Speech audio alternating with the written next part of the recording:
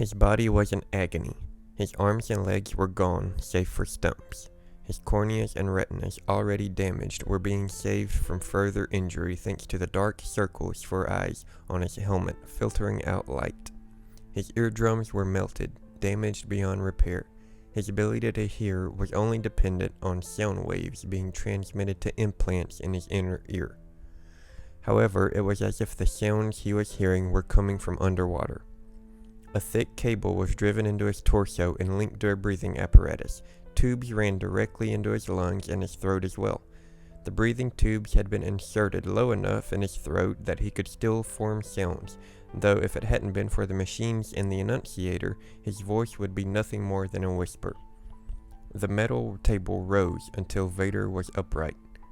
These sounds, these noises, the implanted sensors in his ears would sometimes pick up too many sounds at once, and their direction and distance could be difficult to determine. Even the smallest noise would sometimes provide an echo effect. Where is Padme? Vader could hear his own difficult raspy breathing that was coming through his mask. Is she alright? It seems in your anger, you killed her. No. No, Vader said over and over again, visualizing himself in that final moment with Padme on Mustafar. No.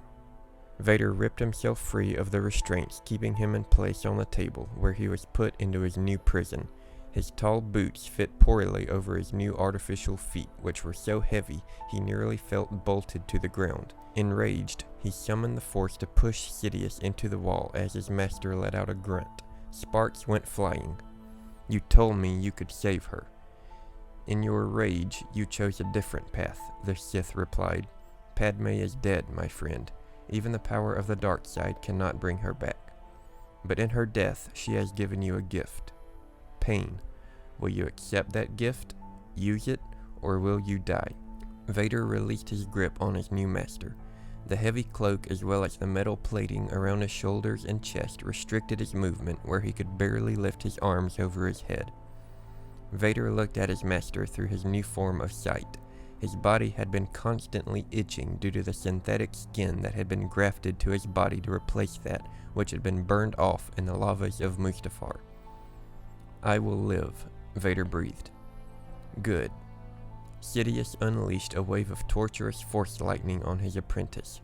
Where is your lightsaber, Lord Vader? Use its power. Defend yourself. Lost in the fight with Obi-Wan, Vader spoke as best he could, still not used to his new suit, let alone the lightning crackling through his destroyed body. No, Sidious screamed. That blade belonged to a Jedi. You are a Sith. The lightning finally stopped, and Sidious ignited a lightsaber of his own and held it to Vader's throat. I realize this has been a traumatic time for you, but if you touch me with the Force again, I will finish what Kenobi could not. The red blade vanished into its hilt. I do hope we never find ourselves in this position again. I plan on covering much more of Vader's early days post Revenge of the Sith, such as him bleeding his new lightsaber crystal, his meeting the Inquisitors, construction of Fortress Vader, and so on, because it really is a fascinating time. And if there's anything specific you'd like to see me cover here on the channel, whether it's about Vader, another character, or anything else in Star Wars lore really, please let me know and I would be happy to do that for you. As always, thank you very much for watching. May the Force be with you.